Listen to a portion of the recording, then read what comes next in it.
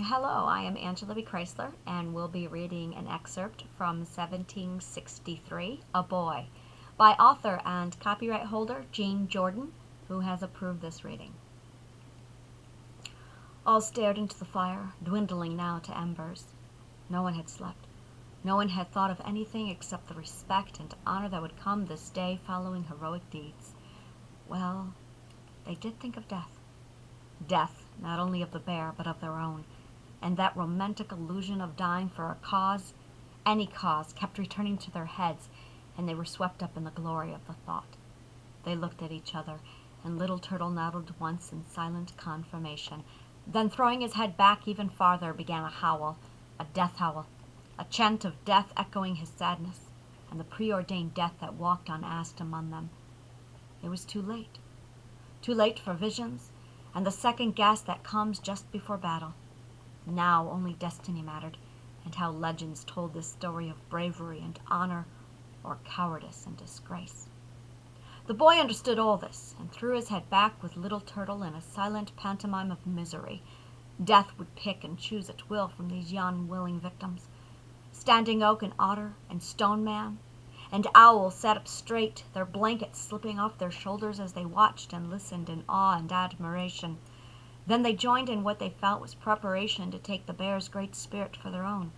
They howled with heads thrown back, chanted, and all rose to their feet, hoping and hopping and skipping around the fire.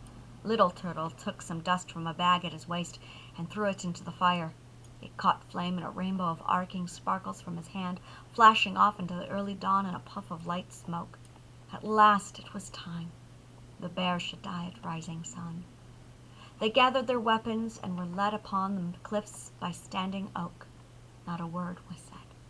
All took positions behind and around Standing Oak, and directly behind him was Little Turtle. Oak was big and he was strong. He fell to his knees in front of the cave and pushed debris from the opening. With his tomahawk he dug and pulled leaves and dirt outside until the opening became very large enough to crawl into. Quickly taking a knife in one hand and his tomahawk in the other, he crawled in.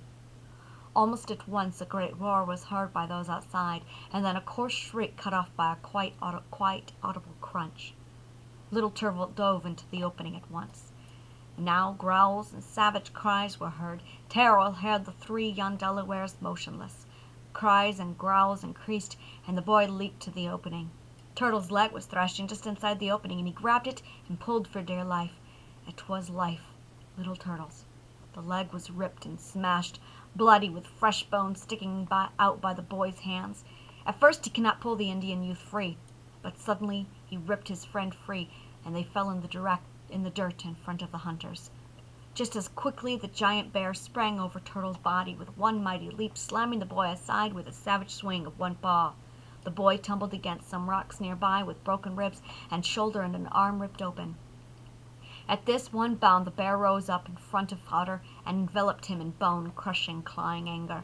The boy leaped to the bear's back, smashing at the shoulder hump with his tomahawk, causing the bear to throw back his head in a hideous howl.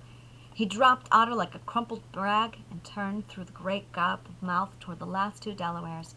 He leaped for Owl. Both Stone Man and Owl struck viciously with their knives over and over until the huge bear gave a giant bite, crushing Owl's head. The boy continued to beat the bear about the head and shoulders with blood and flesh flying in the air like a spring shower.